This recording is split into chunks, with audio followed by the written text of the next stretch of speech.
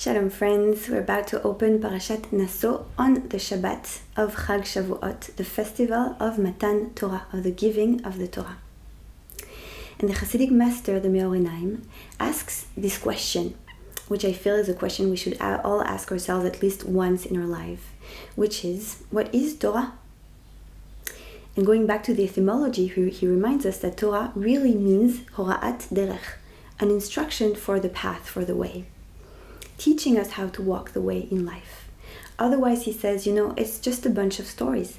But if we want it to be meaningful in our lives, it has to be relevant to our lives, right? And now you may ask the question, okay, so what are these instructions? And in a very Hasidic fashion, he says it in one word.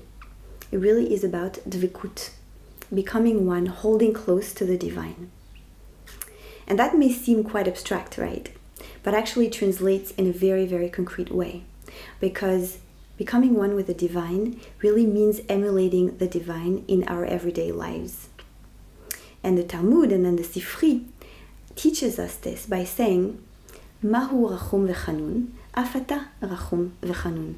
Just so the divine, the source of life, is merciful, compassionate, and gracious, so too you should be merciful and compassionate. And friends, we know that this is not the way the world works, right? We have just to look at around us and to see the premise of consumer society, which is basically, how can I get a little bit more for myself, and perhaps how can I take more from you so that there can be more for me, right? And we see the amount of abuse and suffering and violence that this creates in the world, right?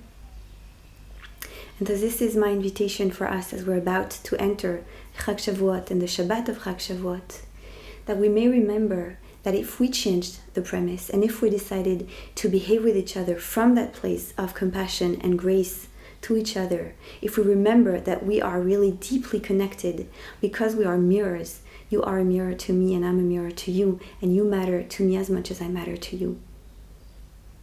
And if we both remember that we are not just mirrors to each other, but that we both are actually mirrors to something so much greater than both of us, which is the source of life.